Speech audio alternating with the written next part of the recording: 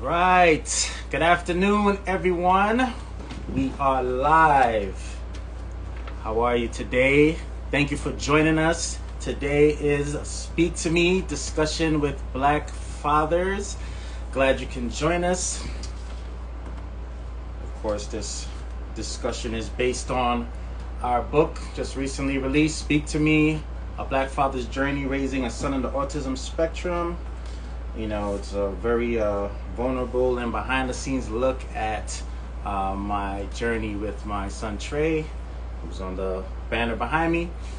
And just wanted to pull back the curtain on the journey, learning that he was on the spectrum and autistic, and you know how that made me feel, and you know the trials and tribulations that my wife and I went through, just dealing with that and the challenges that come with it. So this forum today is basically based on just talking to a lot of Black fathers and just bringing them together in a safe space, so to speak, so we can talk. We want to celebrate Black dads. It's June. Today's June 11th. Father's Day is about 8 days away. So we wanted to celebrate Black fathers, lift them up, and today we have 4 dynamic Black men who are great champions in their own households. They're great men, they're working men, they lift up their kids. So we're going to talk to them today. I'm just thankful that, when we reached out to them to come on, to this forum, they quickly agreed to come on. So I'm going to get to it. We're going to bring on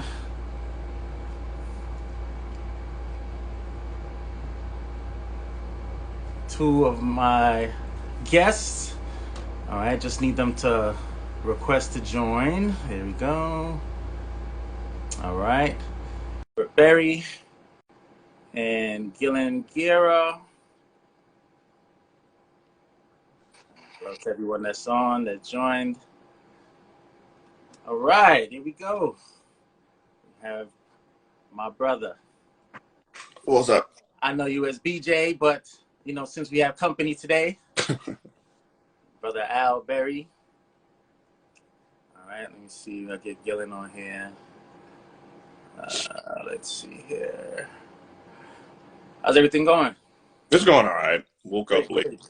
Thanks for joining us. Yep, no problem. Appreciate that. Let me try to get Gillan on here.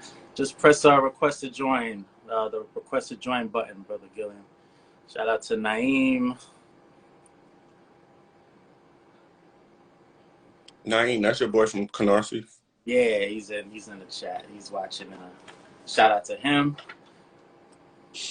We got to get him on. We go get him on. Hopefully, God willing, this is the first of many in the series. So how's everything going? It's going all right, man. Just good. all right. Yeah, you're like an hour behind. I'm in New York. Tell the people where you're tuning in from. First suburb west of Chicago, so pretty much Chicago. Okay, so that's Central Time, so you're an hour behind. So it's like 11 o'clock where you're at, right? Yeah, 11:04. Awesome. All right, since you're on, let me get Gillan in here. All right, got him. Let's see if he'll pop in. This is like a mini reunion. Yeah, we all went to junior high together. That's why I met you guys. There he is. What up? My guy. Yo. Good afternoon, guys. Morning. Yo, Al, was good, bro? Oh, good morning for you, brother. How's everything? I'm all right. Yes. We gotta be cognizant of the time difference. Yeah. Brother, we all Brooklyn born, but Brother Al is in Chicago. And where are you tuning in from, G? I'm in Jersey. Jersey. All Yeah. right. All right. So we've all expanded beyond the realm of Brooklyn, but good to have you guys on, man. It's apropos that you two are on first. So let's get into it, man. Thank you for joining, by the way. I appreciate you guys taking the time.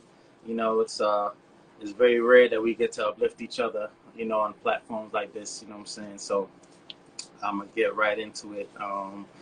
So let me ask Brother Al first. I'm gonna call you Al because we're on the live forum. So Feels weird. all right, so what was it like? You know, we're talking about fatherhood, and you know, we're all fathers here. Um, we all have 2 children each, right? So No, I have four. you have 4. Four Awesome. boys, yeah. Wow. Yeah, Excuse me, I only know about the 2 boys. yeah, So yeah. It's two of my youngest ones, yeah. okay, so you have all boys, or All boys. Wow. wow, boy dad. Yes, Okay, sir. awesome. See? Hell. Revelations are happening early, so that's Yeah. great, my guy. That's great. All right, so being a dad of 4. Okay, so what was it like? You know, how did growing up? How did your experiences growing up prepare you for being a dad? You first. Gillan, yeah. It was rough. You know, like I had my first son at 20. You know, I didn't know how to be a dad.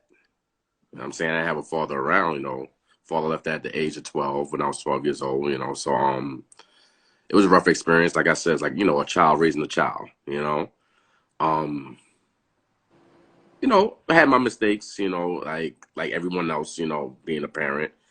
And what I realized with my children, with all of them, is that something my mother didn't do was tell me what life is really about. Like I personally feel that mothers, especially, single parent mothers, they try to hide their children from, realities of life. And I made sure I didn't do that to my children. I told them how it is. I was brutally honest with them because there was times when I was young, I think life was great, and in all reality, when you sit back and analyze certain things, it wasn't that great, because, my mom shunned me from a lot of things, but, it was trials and tribulations, and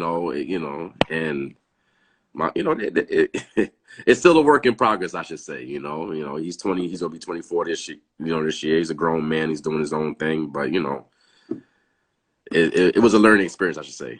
So speak to that. Speak to that. That's a great thing you brought up. You said your dad left when you were a young age. So how did that make you feel at the time? And like, You know, I can start before when he left.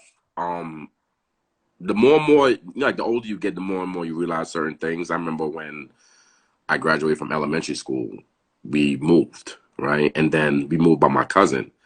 But like I was talking to my son maybe 5 years ago, in all essence, we were actually homeless. He moved with someone, he moved somewhere else. It was just my mom and me living with my cousin, And when we got an apartment on was it Lenox? I think it was Lenox Road. yeah, So you I guys remember remember Lennox Road. Yeah. right? I think I was 12 at the time, if I'm not mistaken. I know I was 12. I know it was summertime. He came home and then he said he's going away for a couple of weeks. But I'm young, naive, gullible. I said, all right, whatever. I'm watching cartoons, whatever the case may be. Back in the day, they had the big camcorders and stuff. We used into electronics, So he took some stuff, but I didn't think nothing of it. So my mom came home from work. I told her the situation. She started crying. She said he left her. So, it shocked me, So he was a bus operator. He worked for MTA at the time. We hopped on the bus to go to his depot, and, she's crying, you know what I'm saying? And I couldn't believe it. You know what I'm saying? Like, she took it harder than me because, I'm young, and it was tough. Like, in junior high school, it was tough, like I remember times that, and I'll never forget this, bro. Like I had, everybody was into the sneakers and stuff like that. And I had some Nike Windrunners. I'll never forget this.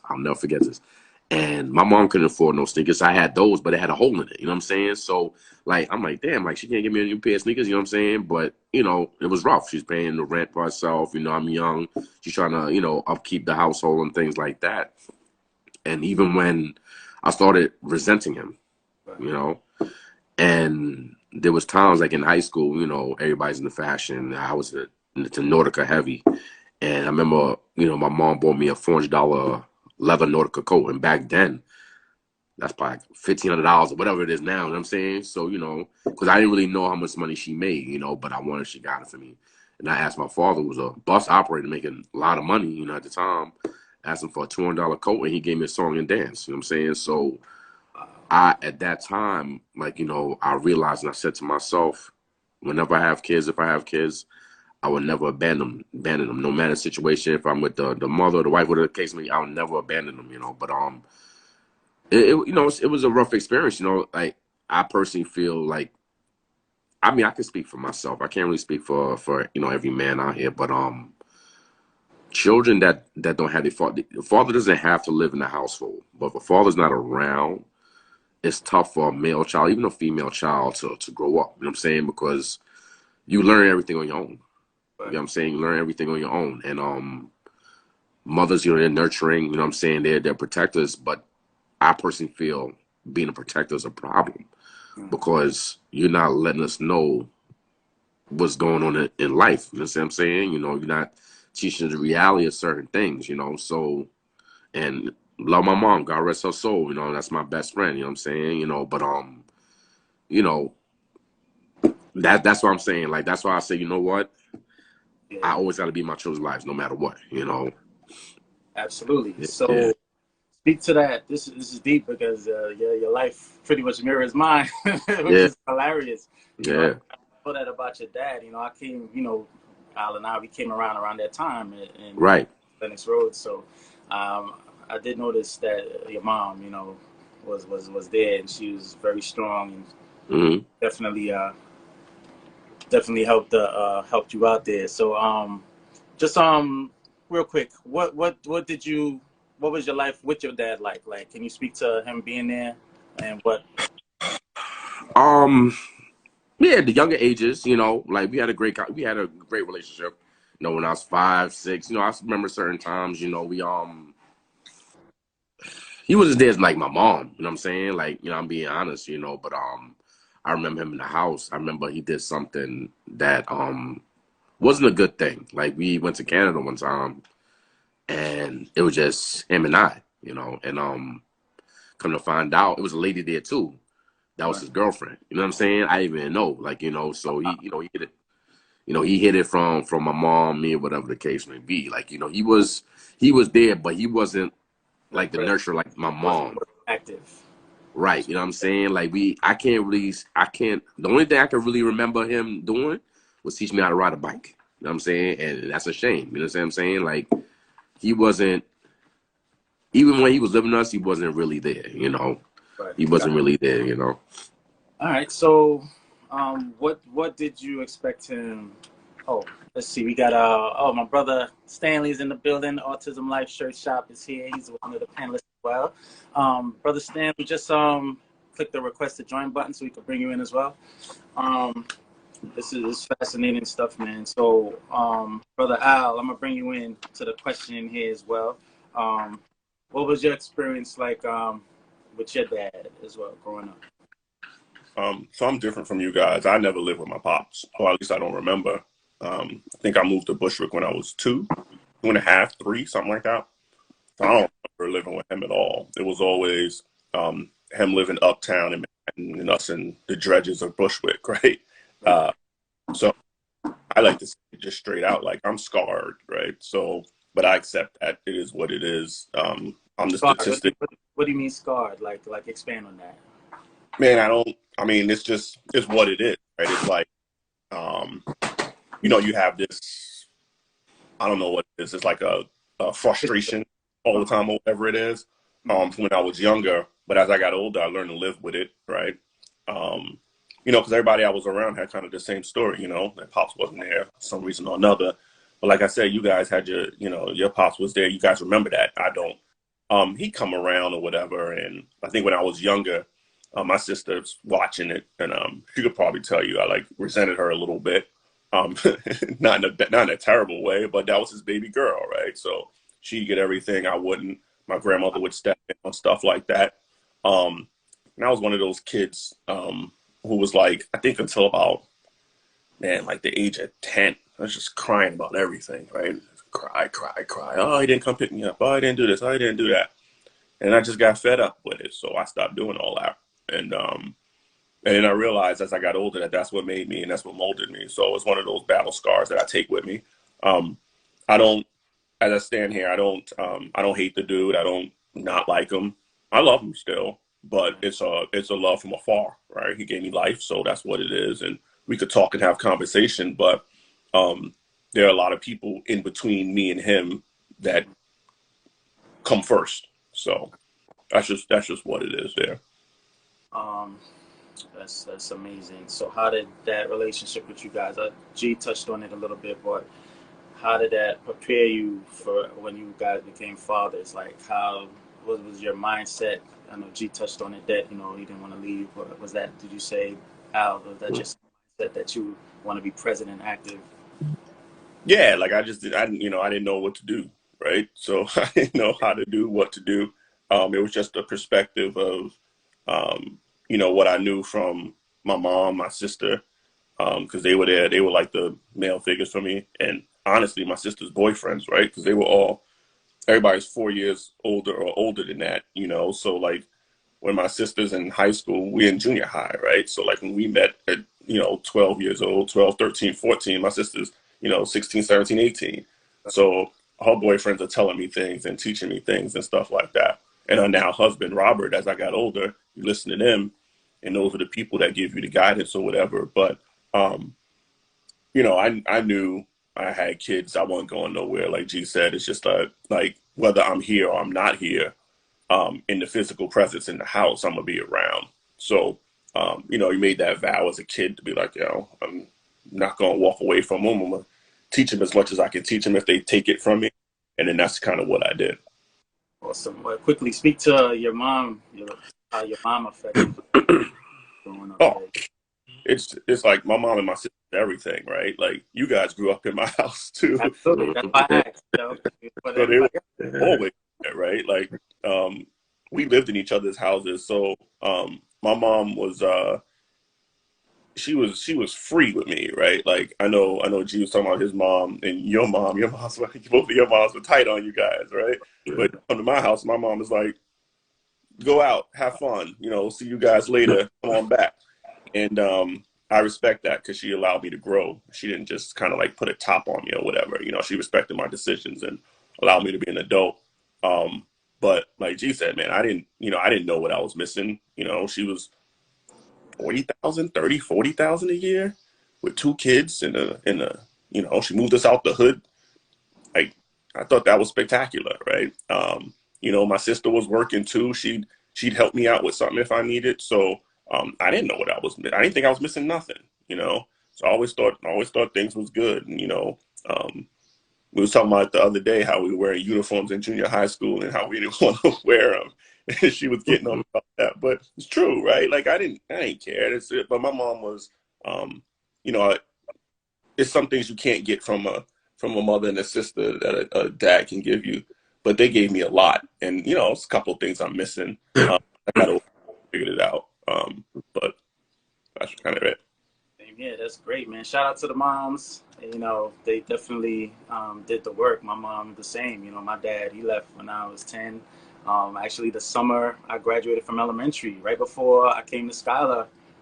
So that fall going into there, that I had a lot of resentment, a lot of anger, and you two are some of the first two that I met and I bonded with. So you guys embraced me at a tough time. We didn't know each other's stories, but it's amazing how similar our paths were. And as you said, Al, we were all in each other's houses, and we grew closer. So it's I had the same. I was angry. My dad was my hero for like 10 years of my life. I had him for 10 years. He did everything. I looked up to him. I thought that was life. And when he just left, it was like, it hit me like a ton of bricks. Like, where is he? And there was really no explanation, as my mom was pretty much trying to, as Jez was, trying to shield me from, what was going on.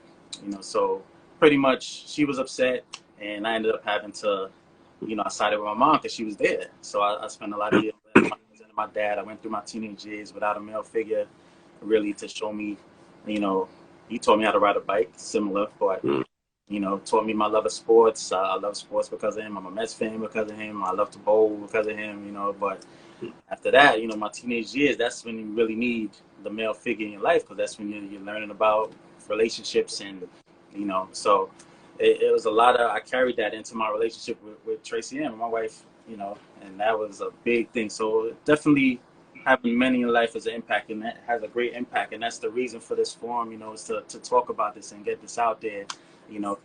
So let's see if we could get our let's see. Oh, we have a question in the chat from Naeem. He says, did he give you a heads up that he was leaving? My dad, no.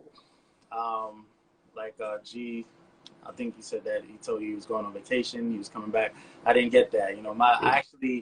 My mom and dad actually fought a lot right before, so as a kid, you know what's going on. They think you're too young, to see what's happening. I saw the tension in the household. My dad, he lost his job, and he was an electrician, lost his job, and then, he was coming in later and later, because I used to wait up for him to come home from work before I go to bed, and there's times he wasn't home when I fell asleep.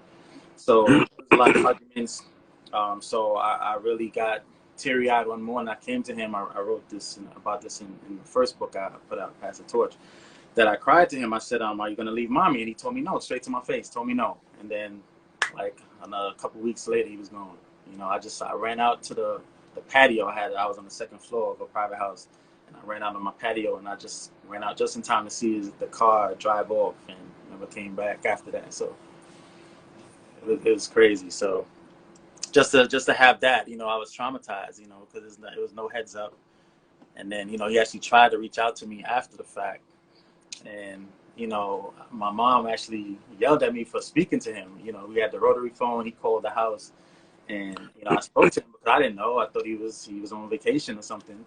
Spoke to him, and my mom was like, "Yeah, you made it seem like I betrayed her for talking to him." So that really hit me, and I always thought like, "Yo, how could you do that to a little kid?" So same as you guys, man. My whole mindset was like, if I ever have kids, I'm gonna break that cycle. You know what I'm saying? I'm not gonna walk out on them. But all right, we got our other two guests here, so I'm gonna bring in Brother Led Bradshaw into the chat.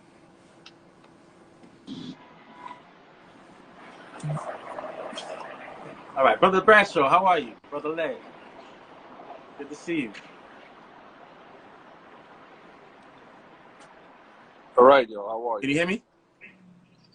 Yeah, I hear you loud and clear. All right, good. This is Led Bradshaw. Right.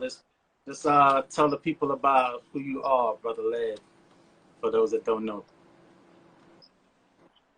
Let's see. I'm Led Bradshaw. I am a proud single dad to a wonderful, 11-year-old going on 40.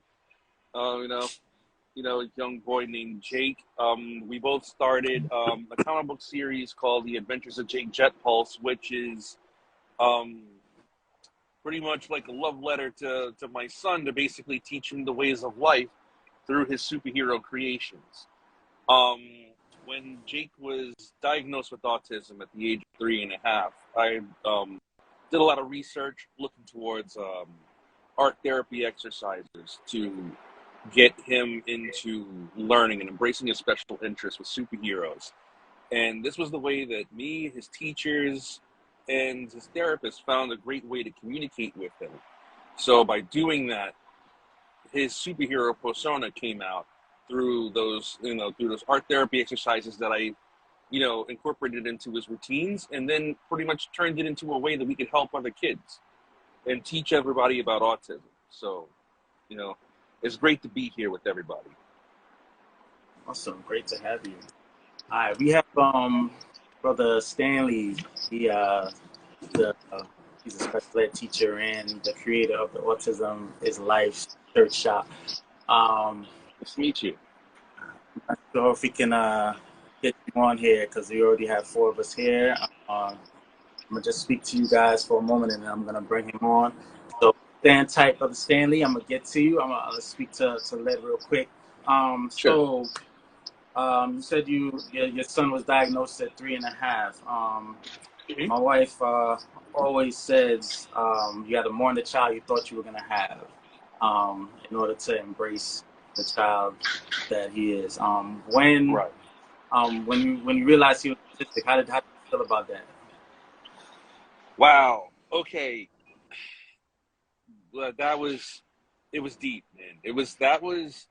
That that was the moment, like, when it all started sinking in. At first, I can honestly tell you, it was like, a lot of things, like, went through my head. It was like, am I ever gonna, you know, what kind of life is he gonna have?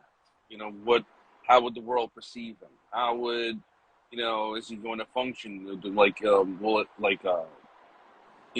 is he going to need care for the rest of his life? There were so many different things I was thinking of.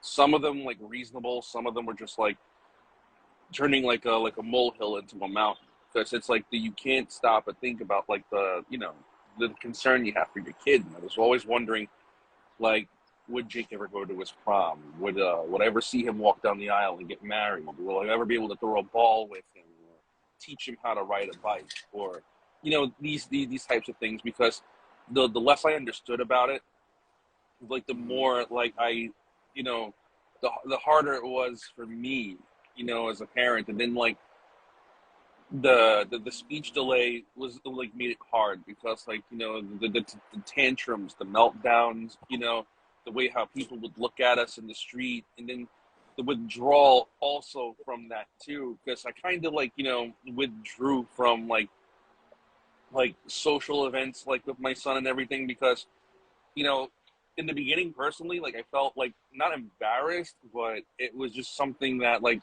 I felt like I constantly had to explain, like, his actions for mine, and it did make me a little depressed at that moment, but it was tough. But it actually became something, like, empowering that I became proud of. And the more that I learned, and the more, like, I had with the therapists and stuff, it was the more involved I got. It was like the better, more confident I felt. And especially as I learned that his development was, even though he's not getting, he's not reaching milestones at the same time maybe other children aren't, he's still reaching those milestones. And it's like, and it gives me hope, because now I have a kid who can ride a bike. I have a kid who loves riding skateboards. It's like, who loves watching movies, who won't stop talking about, his trip to Disney or something. You know what I mean? And it's like I still have that life, but there's, that life that I was worried about not having, but now it's different. There's so much more meaningful now, that, like, not only do I appreciate it a lot more, but because of who he is, it adds a completely different dimension to, my parenting, to, like, our, to our relationship. And it's like, to tell you the truth, it was like a blessing in disguise. It was like the best thing that's ever happened to me is this. So I have no complaints and no regrets. I mean, I'm happy I went through what I did, because the reward is fantastic. Awesome. All right. So I'm gonna bring on Brother Stanley. So Gillan and Al, before I let you guys go, so I could bring Brother Stanley in, you could stay in the session. But you guys didn't know about autism. But did you know about autism? Because you guys don't have children on the spectrum. But did you know about autism before I spoke about it? Yeah, my nephew is autistic. He's on the spectrum. How old is he now? He's 17 now. Wow. And I've seen the trials and tribulations my sister went through, and and when I go visit them and things like that, it was points in times in our life, like, she was getting frustrated. She think he was gonna get better. So listen, sis, you gotta have faith. He's gonna push through it. And the kid is dynamite. Like, he's in karate. You know what I'm saying? I think he's a brown belt now. Like, and wow. So I was very much aware, and of it. And I seen my sister struggle. And she was married, but the husband wasn't really around. You know what I'm saying? Like, and which is a shame. And he lives there. So but so yeah, I'm very much aware, and I'm very much aware what she went through, and then I would go there, which is rare. Of course, she lives deep in Riverhead, not Riverhead, she lives in Medford, Long Island, and I don't really get along with her husband, but when I used to go there, and I would sit down and have great conversations with the kid, like, you know what I'm saying, like, he's wonderful, and I have another friend of mine, her son is on the spectrum, and it's tough for her, but she won't show it, and you know, he's graduating junior high now, you know, and you know, I know it's tough for you guys. Trust me, I know. You know, I didn't physically experience it, but I know it's tough. And what I'm hearing now, you two gentlemen, you know, I knew Jamil, I knew you for what, 33 years? Like, you know what I'm saying? And Al, like, you know what I'm saying? So, and the comments you guys did, you know, it's phenomenal, you know? It's tough on families, man, because, you know, I was in denial for a long time. That's what led to his delayed diagnosis. You know, it was something I didn't know about. You know, I didn't know what to look for. I didn't know the symptoms. You know, I was worried about my son carrying on my name and the legacy part of it. Yeah. Man's firstborn, and it really put a strain on my marriage. So I'm wondering if that was the issue with your sister and her husband. That was the issue because of, you know, because it's tough. Right. But, Al, what did you know about? I knew about it only because, like through studies, right? Wife's a doctor, so you know stuff about that. But I didn't know anybody personally affected by it until you, right? So I learned about it a lot through watching your story and talking to you about things and everything like that. Like Gillan, I don't have a child that's autistic. You know, it's a struggle and it's rough. But I respect what the brother said. That's in the box below me.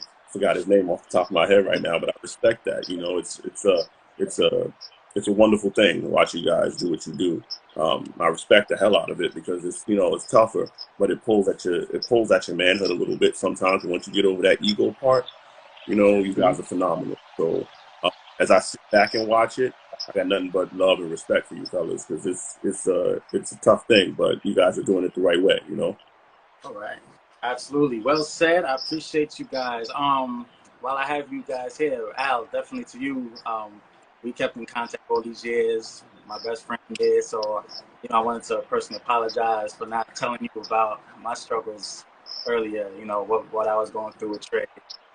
I felt like, you know, that I hid it from people that love, so I wanted to, you know, apologize that you had to find out through our children's books. You know. No, there's never a reason to apologize for that. And that's we're supposed to be friends, right? So I'm here to support whatever it is. Like, you ain't got to tell me it's a bad thing. Like, you know, I whatever you want to, you know, for all you guys, whatever you want to tell me, you tell me. And if you don't, you don't. I ain't what to be mad for. You know, get out of here, man. Apologize for that. You get to do that, you know. All right, so I'm gonna let G and Al go so I could bring on brother Cool. Stan. Cause I can only fit 3 in the box with me, so Got you. No problem, bro. But I appreciate you gentlemen jumping on. You know, we could continue the conversation with you guys in Clubhouse in another hour or so. If you guys want to jump on, join these gentlemen in Clubhouse with us. So, gentlemen, brother, let's stay on the line. Stay on. Al, be good, bro. All right. Be good. Jay, holla at me. All right, I definitely will. Definitely will. Thank you, gentlemen. All right, so brother Stanley, if you could just hit the request to join button. You kick me out or I go out? Nah, you can. I believe you go out, but I'll go out and come back. Watch it. Absolutely. So that's Gillan Guerra and Al Berry III, dear friends of mine that don't have children on the spectrum, but they're fathers, you know, and this is what it's all about. Right. Black fathers, black talking to each other about their experiences. And Brother Lev, we're going to continue with you. I'm going to bring on Brother Stanley. If just hit the request to join so I could bring you on there, brother. I really want to talk to you as well. But all right, so let's talk more about your son, Jake. His name is Jake, correct? Yeah. All right. So, so you chose doing the comic book series. What inspired you to? I know you touched on it earlier, but what inspired you? Were you always an illustrator growing up, or what inspired you to? Oh, wow. Yeah, I was always a comic book geek. I mean, going back from, I remember I said, I remember like in an interview a long time ago, I remember my mom saying that she remembers I was drawing ever since I was old enough to hold a pen. And that must have been about like 3.5, like 4 years old. And ever since then, I've never been able to put a pen or pencil down.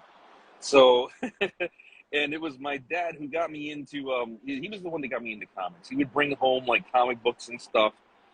And I would sit there and look at the, just look at the panels and try to pretend to draw like everything that I saw. And I was always big into cartoons and sci-fi and everything, just like growing up. And the funny thing is that like with Jake, like superheroes is all he ever wanted to talk about. That was me too. So the crazy part about it was that growing up as a kid, I was like I wanted to, I always wanted to do Saturday morning cartoons. I always wanted to, like, in the comic books. I always knew that was my purpose. I didn't want to do anything else. I mean, of course, life takes over and requires you to get a job. You have to take care of your family. You have to take care of yourself. Bills have to get paid.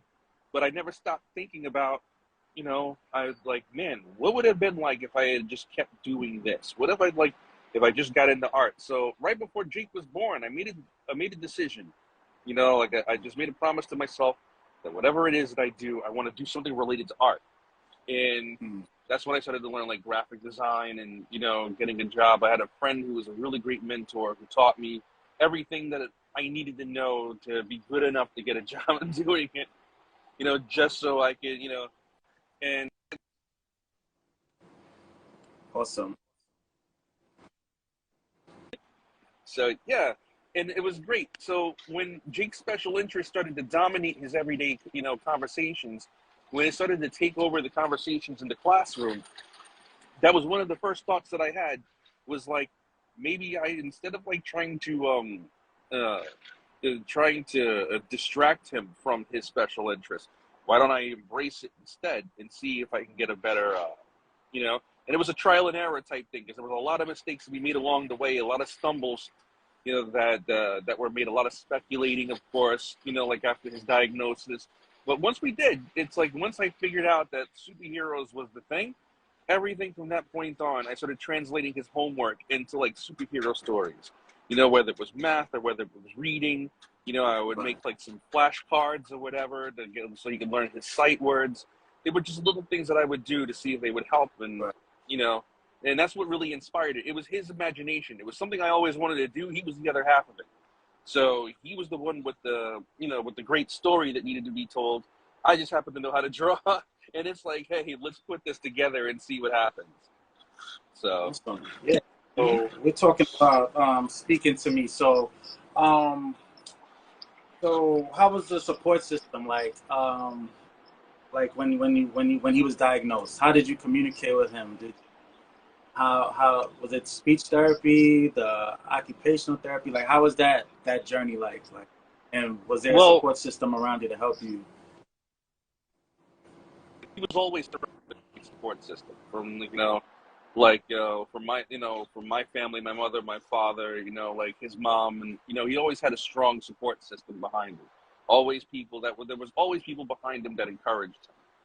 And the speech therapy was a little rough in the beginning because he would get frustrated, or it was just different techniques. Like we would try different things. Like then we realized how everything with Jake was very visual. So it's like we had to translate his feelings into colors, which made it more interesting.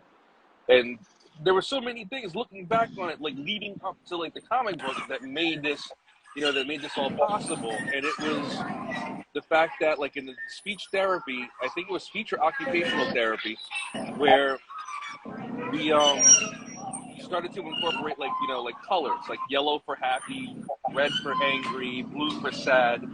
And these are ways to help Jake, communicate like his feelings. So, but yeah, there was a lot of like stumbles in the beginning, though. It wasn't that easy, I can definitely stand. Bring in. He's on. We got him on live. Well, how y'all doing? Sorry it took me so long. I take my son to the park. When I make a promise, I gotta keep it. So I had to multitask. Yeah. I hear you. Absolutely. So how you doing today, brother, man? How's everything? Let the people know who you are. It's pretty good. How y'all doing? My name is Stanley McNeil. I'm from Memphis, Tennessee. I'm a former professional basketball player for the Harlem Globetrotters back in 2012. Yes, sir. Back in 2012. I'm currently a special education coordinator for an adult high school here in Memphis, Tennessee. I have a nonprofit for autism called AutismisLife Incorporated. All done. And I wrote a book. I have a book called "At Peace with My Dream," the game that changed my life. Here's my son right here. He's the one that got me late. Tell everybody, hey, son. Hey. All right, How what's you up, doing? how are you? Good. Yeah. Good? Yeah. You gonna play? I'll see you later. All right. So, yeah, that just kind of sums it up. So, again, nice to meet everybody. I heard a little bit of what y'all was talking about. And, again, I mean, I commend you guys just for what you do as fathers, because I feel like there's something that's missing. The reason why I got into the nonprofit organization for that, again, my son was diagnosed at 3. It was tough. Like, it was super tough for me at the beginning. I heard you talked about the denial stage. Like, that's so common for us as parents, especially fathers. Like, you know, we don't want to see our children go through what they go through.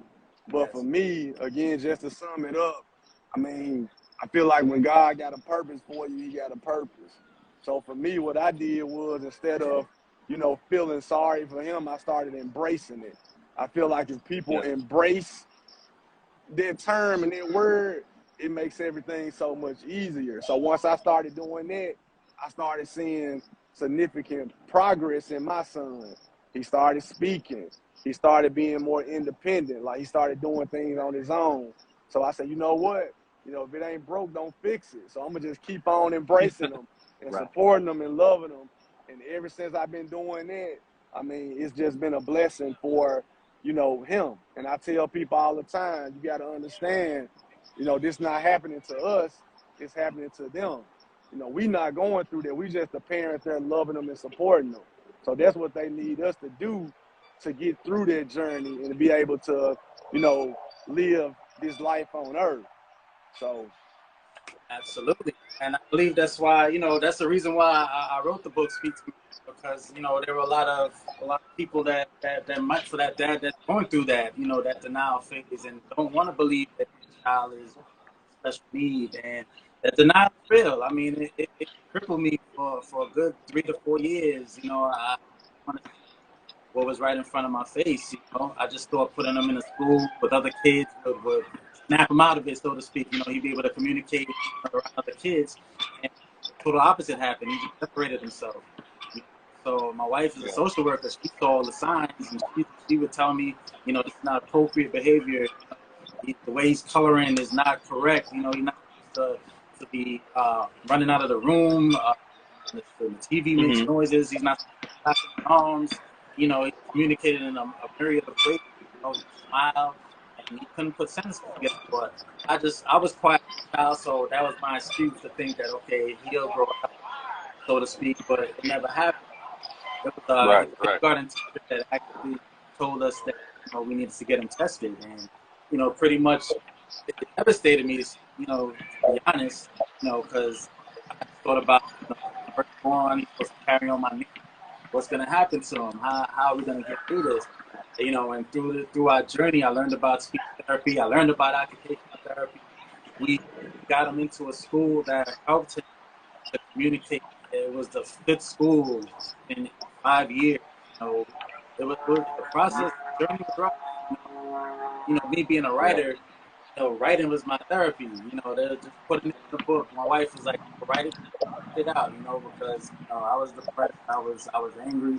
I was bringing to our relationship. I had mood swings, you know, all the time. So, you know, I was so happy I was born, but then I try to put it in the book there.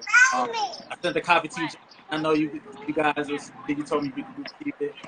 So, you know, it's if you, I suggest to anybody that's going through what we went through, just to write it down. You know, it's cathartic. You know, you let do comic books. That's the way I believe out there. Stanley, on your website, I quote, after embracing my son and loving him no matter what, I decided to help and love all children that came in proximity as so talk more about the becoming a special ed teacher. You said that to honor your son, to help others.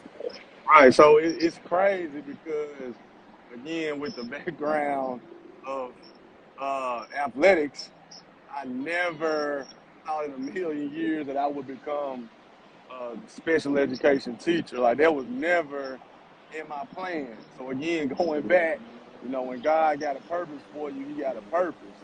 So for me, when my son got diagnosed with it, it was tough. Like, it was tough for me. Like you said, you know, I agree, you know, a lot with what you said, like writing it out. So that's how I came about writing my first book. Like, I just put it on paper. It started as a journal. And then, again, me being a former professional basketball player, people would always ask me, you know, why would you stop doing something like that? Again, something that millions of people are trying to accomplish.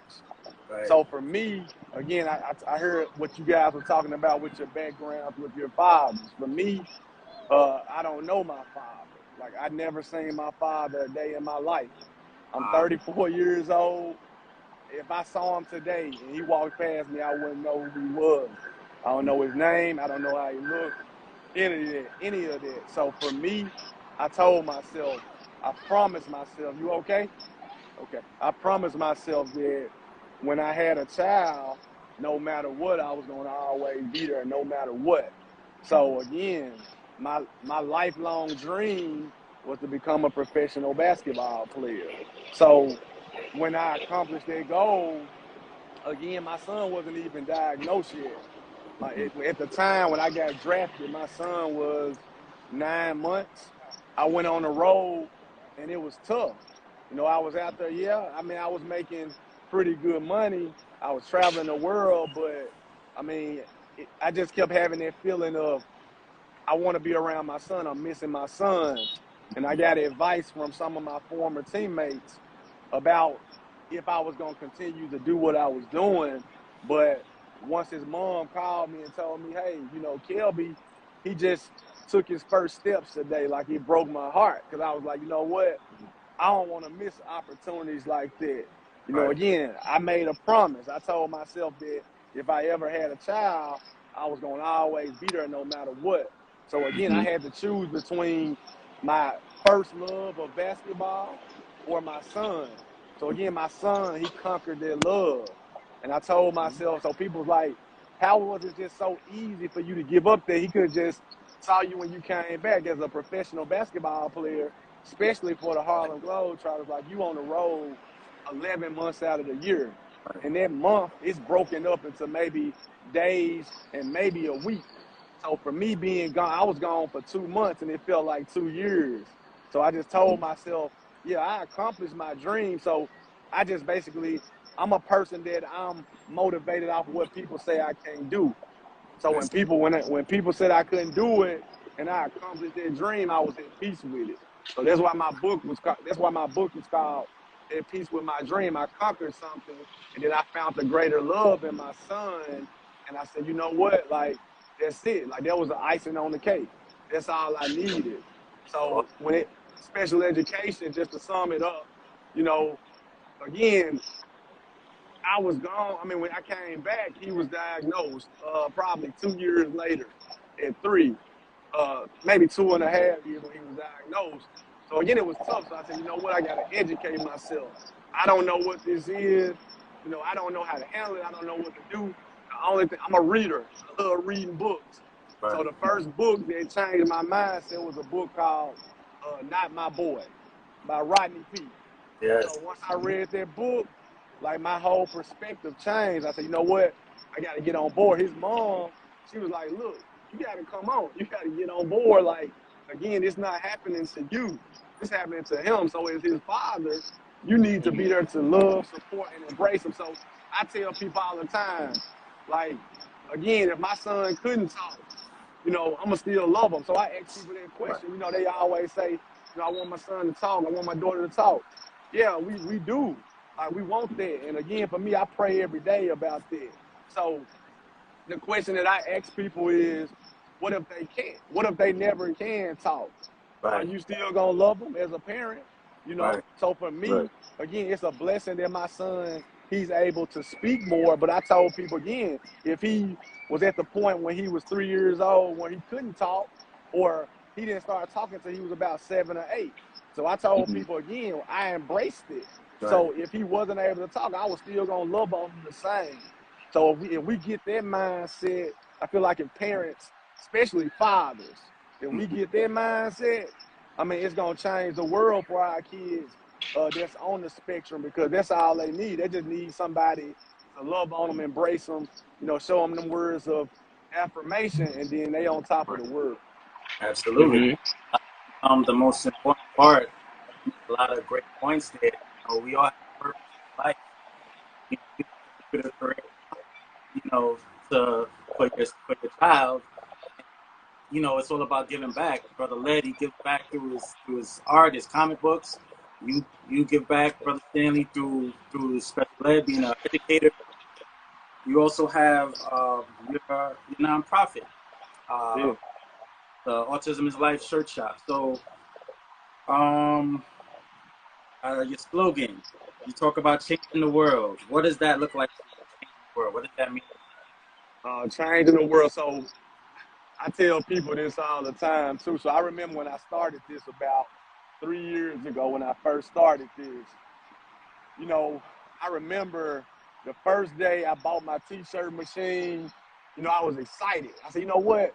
Like, this gonna be good. So at first it was like, you know what? It's a business thing. You know, it's just something to make some little extra money on the side. And then I started thinking about it more. I said, you know what?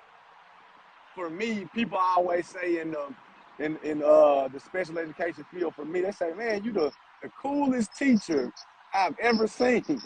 So I said, you know, I always laugh about that. And I say, what do you mean? They say, you just bring that feel to where people, you know, they wing to you just based off of your enthusiasm, you know, the way that you are. And I said, you know what? If I put this on a shirt, if people feel that way and I put this on a shirt, then maybe I can change the world. So then I started doing it. I remember when I was doing it, people weren't feeling me. So I was like, I would get upset. Leave it alone, son. I was getting upset. Right. And I was like, man, you know, I was asking people, you know, why people not understanding what I'm doing. So I talked to one of my best friends, and he was like, you got to understand, especially what you're doing, everybody not going to understand it. It's okay. Everybody not going to understand it. So for you, if you want to change the world with this, you got to really make people feel you. So you got to really open up and get deep. So once I started getting deeper, and I said, you know what? I said, God want me to use my son. So I said, he want me to use my son to get people to see that, look, he going through things that thousands and thousands of people going through it. Parents, fathers, mothers, daughters, like everybody. So if you can show people the beginning stages and then how you embrace this situation, you're going to change the world. Like me praying every day. Like I have my own prayer for autism. And I pray that every morning. And I speak that into existence. So again, I started doing that, and the beauty of social media, like, it's crazy because it's like, what I'm inspired the most about is that fathers are reaching out and they saying, you know, look, I haven't seen my son in 3 years, and you making me change my mindset about that. That brings tears to my eyes, because that's the point. You know, I want fathers, because mothers, they pretty much get it. It's us sometimes as fathers, we just don't get it. So I said, now I finally am successful of getting people to feel me. So I said, you know what? You know, it's just super inspiring. So what I do is I just continue to try to give back. One thing that I do every year, I give away a free iPad to children in my city, Memphis, Tennessee, with autism. And it's just a joy just to see, like, how they feel after I do that. And again, you know, people from Australia, Jamaica, London, like it's global. And my friend, he would always tell me, he said, look, what you doing is bigger than, you know, the United States. He said, this thing gonna be global. And now it's doing it. I'm just, like I said, you know, I'm just excited and humbled about being able to make things so successful and help everybody out in this world. So, amen. And the reason I wrote the book as well, because we a lot of people weren't addressing autism in the community, you know, wanted to put it out there.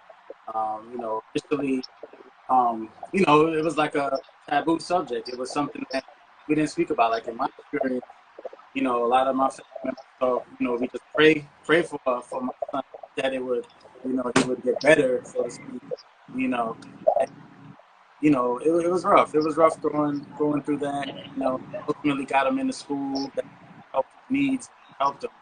So we pretty much put out the children's book. We did the children's book first, The Amazing Adjustment Mind. We made him a superhero, similar to what Led is doing in his comics. You know, we thought that, you know, bring the kids in with the superhero and put the message in the book for the adults. You know? yeah. So, you know, we did three books in a row, a trilogy about the sibling aspect with his sister. You know, he had a question about it. You know, ultimately putting out the Speak to Me book address, you know, my issues that I had issues with fathers who are in denial. You know, we talk about let's see something is wrong, you think it's wrong, it doesn't hurt to rule it out. You know, a lot of people want to address it. You know, it was a healing. A lot of fathers didn't want to address it, want to speak. Right. So just put it to help me. I'm just hoping to help others, just similar to what you guys are doing. So this is a great conversation, Brother Led. Yes. What's next for you guys? Well, you said your father, you know, inspired you. So talk about that, like the relationship. Well, you know, my dad is like, how could you say? You know, like you know, my dad is hard working. You know, and one of the things that like I learned from him was like the determination. Like, he got up every single day, whether he wasn't feeling well, you know, whatever, you know, whatever it was, he went to work. He worked hard. He worked, you know, diligently. I mean, but he was always there. I mean, it was like, you know, he was, you know, like he worked in the police department. He worked in corrections, and it called for long hours being away. And you know, 16 hours of the day. You know, like there were times I remember I would be waking up going to school, and he would be coming in, like dead tired. So there was a lot of opportunities. Maybe we would catch up on certain days. Maybe catch a movie, or like the time I would spend with them taking a walk. And it wasn't about like going to a toy store or whatever. A lot of the cool parts I remember about, you know, like, you know, is just hanging out with my dad. We still do it now, you know, don't have to spend any money. And it was one of the things that I realized that, wow, this is some of the coolest moments when I'm talking about my dad to somebody, you know, this was it. So now, like, with Jake, you know, whether it's just we get a slice of pizza, walk to the comic book store, and just take a walk around the neighborhood, you know, like show him how to take a picture on his cell phone, you know, whatever it is those little moments that, you know, I try to get as much as I can in. Sorry, you're gonna hear the sirens coming, but it's, you know, my dad was like, you know, a source of encouragement because he saw that I was always into like art and drawing, and the Halloween art contest. We need to paint them on the murals on like on the windows in front of the stores and stuff. And you know, if there was ever like art supplies or anything I needed, he was there. You know, like, and I, you know, to tell you the truth, you know, like I thank him for it. I mean, it was like he's the one that also took a gamble on me too, because I was like, you know, when I decided to make that change, you know, to like that transition, I was a customer service representative. I was working in like, you know, technical support and stuff. Then I went to, you know, by doing that, I wanted to do something more. Not saying that they weren't bad jobs, but they were, you know, I wanted to do something like More fulfilling. exactly. And when I wanted to make that transition to like doing something art related, I mean, it was a big gamble because I was like, like, like my dad was the one that, that fronted me the money to basically get the computer, get the programs and things like that. And being that like I wasn't going to an art school because I was a stay-at-home dad with Jake, I pretty much downloaded the syllabus for other art classes from like, from like Parsons and the School of Visual Arts. And when Jake was taking his naps and stuff, and it was the end of the night, and I would put him down after his feeding, that's when I was doing all of my studying. And my dad would come over and like he would give me a break, let me step outside and get some air while he would play with his grandson, and I would sit there and read and stuff. My dad was very encouraged. He still is. He's a real he's a big like he's been a big source of encouragement, especially for Jake, because the two of them are like buddies. Wherever one goes, the other one goes. The other one follows. But it's really I have him to thank. That's the reason why we made him also like we made a character modeled after my dad as a part who'll be introduced into the comics as well. Because a lot of the characters are actually based off of people that have been either like a source of encouragement or been inspirational, have made some kind of impact in both of our lives. So one of the characters in the story is like modeled after my dad. So this is my way of saying thank you to him. So, to tell you the truth, he did a great job. I hope I did. Like, I'm trying to do is the best that I can, So, even though he's not one to be very sentimental and be like, I'm proud of you, I kind of have the feeling that I'm pretty sure he is. That's dope, man. I mean, it's so ironic that you had the support of your dad, and seeing what became what you've done with yourself here, and then Stanley on the other end that never met his dad. It's just the paradox is so interesting to me.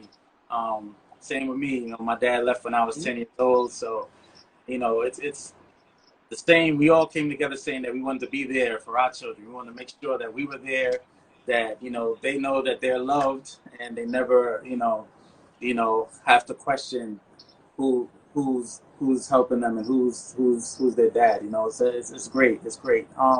We're on for over an hour now, so we're gonna move this over to Clubhouse in a few minutes. But before we step off of IG, brother Jay, brother Led, where can we find Jake Jet Posts? Where can the people find your work? Well, you can. Our books are available on Amazon, but you can link to it directly from our website, which is www.jakejetpulse.com, or follow us on Instagram.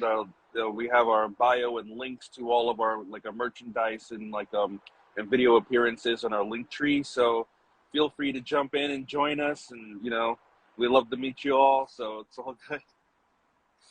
Awesome, and brother Stanley, where can they get your book? You can get it. You can go to Amazon as well, and it's also on my website, AutismisLife.com.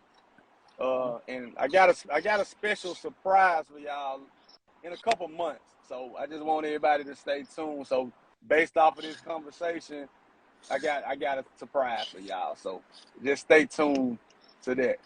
Okay, I like surprises. It's a nice tee, and the t-shirts they get the same site as well. Oh yeah. Yep, I forgot about that. Yep. So the t-shirts again at AutismisLife.com.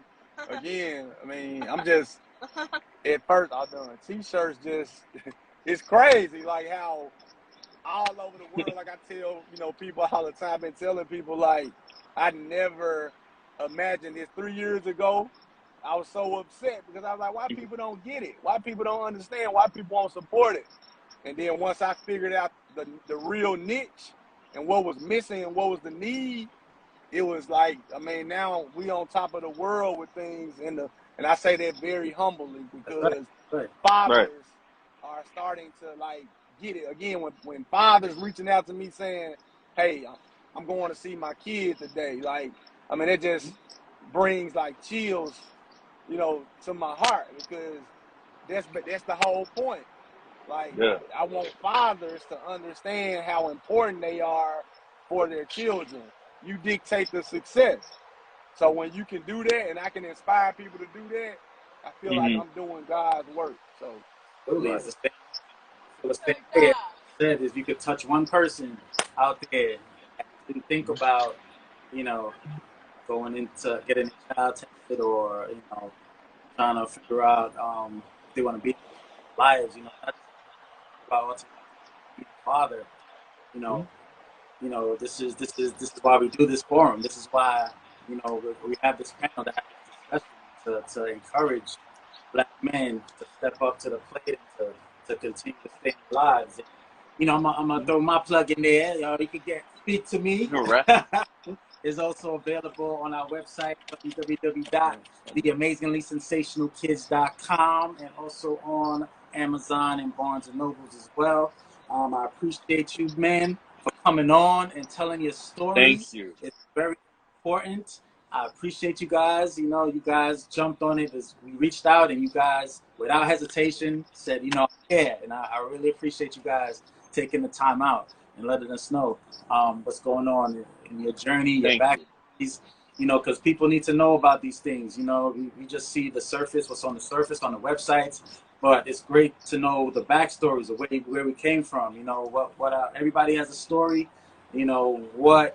What brought that? What inspired us to be who we are today? And it's important that we come together and talk about that. So we're gonna move this along to Clubhouse in another 25 minutes or so. So join us on Clubhouse.com. Download the app. We can continue this conversation on Clubhouse with Brother Led Bradshaw, Brother Stanley McNeil, Gillan and Al earlier. Join us on the stage. I see there's questions in the chat. My brother Naeem. Just save that energy. Bring it to Clubhouse, my brother. We're gonna have a discussion. All right. All right, hold on. All right. I think we got a little bit more time. We're going to ask this question here. Hold on. Naeem, he says, what's your parenting relationship style like? Or how was it impacted going into fatherhood with the not going to leave my child behind mindset? So, let's see. With me, personally, my mindset was basically like, I'm not going to be like my dad. My dad left when I was young. Like I said, I was going to break that cycle. I wasn't following his footsteps because it leaving. So I knew when I had a child, as Brother Steve mentioned earlier, I wasn't going to be that person. I wasn't as active because I still had that trauma from him leaving. So a lot of the writing helped me to that trauma, and my dad passed before I was able to have that closure.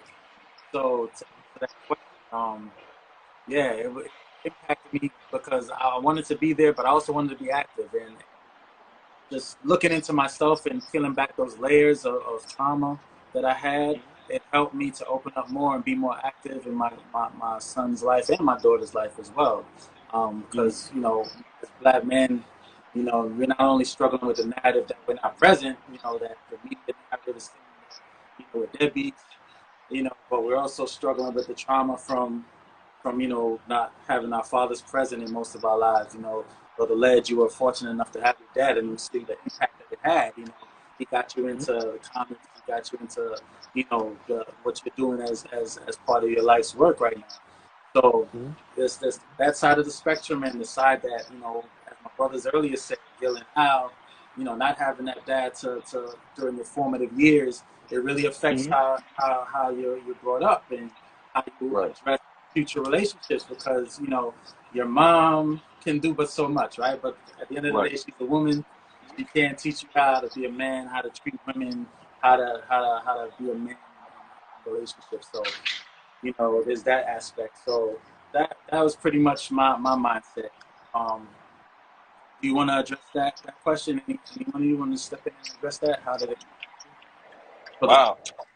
Well, all I can say is that, my relationship was with Jake, in the beginning, I took all of those fears that I had, all of those fears that I had for his of his future, the things that I was worried about that he wouldn't that he wouldn't be able to accomplish, or those worries or those fears or concerns, And I don't know what happened, but something divine, something outside of me. You know, I started to encourage him and like celebrate every little thing that he did, whether it was open the refrigerator door on his own and grab out a juice bottle, like a juice box. Whatever it was, I was like, that's fantastic. That was awesome. You did it. You're the best. And for some reason, that encouragement from doing those real small little things like that, you know, I noticed that it was starting to build his confidence and those things that the doctors would tell. Because I remember the therapist saying, maybe he's just not going to get it. Maybe he's not going to do this. And it's like, I learned, not to listen, not to listen. As long as I kept working with them, encouraging him, and that same kind of encouragement that I received, I tried to channel it in a different way, So instead, and it helped our relationship a lot, because like now at 11 years old, when I see him going to the microwave to make his own food, when I see him helping to wash the dishes, when I see him when we're in the store together, and I was thinking about this too as you were talking, when I see him in the store and I see how proud he is because he bought something himself, for me, it was nothing, grow up, like your parents are at work, whatever, you're raising yourself. If you have a sibling, you're raising them too, and you're taking the adult role. But for Jake, I mean, that was the most exciting thing. I was so happy for him because he was happy that he was able to pull out his own wallet, take out his own money, count it, and buy something. And I'm so proud of you. So, and so it was always that encouragement that I'm helping him try to, get to those milestones when he's comfortable. But, that basically answers the question before I go off on something else, but I'll just be quiet from there, Makes a difference. Something before you go to Brother Stanley, Trey, it was the same way, for years. He was frustrated because he couldn't, communicate, and we celebrated all the small victories. Him just being able to tell us that his stomach was hurting. Now he's 15 now. He's laundry. He's into music. He plays 4 instruments. That's so beautiful. Just wow. Yeah. We learned that he loved music. He showed the little signs when he was younger. He would tap on the ironing board. He'd play it like a piano. He'd tap on his desk in school, because that was a lot of the feedback we were getting from teachers at parent-teacher night, that he was distracting the class tapping. But we hearing music. So once we got him music lessons, that really helped him. That was the therapy that helped him to thrive, to really come out of his shell. And he plays the drums, the guitar, the violin. He plays multiple instruments, piano, keyboard. So he's really thriving. And we just celebrate the small victories. Everything is, the encouragement really helps, because, they just want to be, like other kids, and that's very important to note, that they are as awesome as other kids that are not on the spectrum. They just think differently, so it's very important to put that out there. That's a great point you made. Brother Stanley, last word for you. Well, for me, I didn't have a relationship with my father because I didn't know him, so for me, what I learned, that I had to be my own hero, meaning that, again, my father may not ever come. Again, I'm 34. Right. I may not ever meet him. So I knew that, again, I had to be able to be different when I had a child. So I had to be my own hero. I couldn't continue to cry about not having him around. Right. So I basically told myself I had to develop the mindset of what not to do when I had a child. So for me, it was more of a lose-win situation. So I feel like if my father was around, I hate to say, I may not be the father that I am today. But with my father not being around, I know it sounds crazy, it made me understand how I didn't want to be. So I was like, you know what? I got you. Yeah. I'm going to take it to another level. I'm going to take it to another level. Since I know how not to be, my son won't ever experience that. And I'm a co-parent. So there's even, my son is not with me day by day. So I had to really make sure that, my son is going to know who his dad is no matter what. So, autism, no autism. It was like, I'm going to make sure that I take care of my business as a man and as a father. So, Black Yes, Father sir. Matter. yes, I sir. gotta get that shirt. Yeah. Absolutely. So I appreciate you gentlemen again. Anybody, thanks for all that joined us on IG, everyone that signed on to the live. If you know anyone that wants to have a conversation, the forum is open. We'd love to have more people reach out and to have future panel discussions in the future. Speak to Me, as I said, is available. If you want to know more about autism, we talk about autism and awareness and acceptance. Talk to any one of these gentlemen, get their Thank works, you. how it works. You guys are doing great work. Keep up the great work. Great things. You guys are making an impact, whether you know it or not. You made an impact today because you don't know who was listening, who was on this live, that was hearing your story. So you guys are doing great work. We're going to move this along to Clubhouse. Feel free to join us on Clubhouse. On the Clubhouse app, we can continue this conversation because I know IG has a little time. Guys, we're going to come off of IG. Thanks, everybody, for joining us. And have a great day. Join us on Clubhouse, the Clubhouse app. We're going to continue this conversation. Appreciate you, gentlemen. All right. Thank you. Thank you. Have a good one. You do the same. You do the same. Appreciate y'all. All right. That was Brother Led Bradshaw. That was Stanley McNeil of Autism is Life Shirt Shop. You know, it's so important that we have these conversations. You know, as Black men, we have a lot again on our plate, from, you know, what society thinks about us, you know, as men, as providers, you know, what the media is portraying about us. You know, we all have a story. We want to be present. You know, I know a lot of men that are stepping up to the plate, a lot of Black men that are there, and you met 4 of them today. You know, so this is what this forum is about, to pretty much change the narrative, shift the narrative. You know, my brother Naeem that's in the chat, he's another gentleman that's doing what he's supposed to do, raising boys, you know. So as I said, Speak to Me. We did a lot of speaking today. Speak to Me is available. We talk about autism awareness and just being a dad, being a father, what it is to have a child, you know, raise your son, and then knowing that, you know, he has special needs. It's a different feeling, it's a different journey, it's a different challenge. And, you know, men that are going through it out there or don't want to believe it or don't want to see it, you're not alone. You know, just be a dad, just be present. Just be present. We're gonna move over to Clubhouse, as I said. 1:30, join us. You know, we could answer more of your questions. We bring you to the stage and, you know, talk to these brothers that you just saw today. And just holler at us so we can keep the conversation going, because there's so many questions I wanted to ask, but, you know, the conversation just went, just flowed. It just flowed, and that's what we want.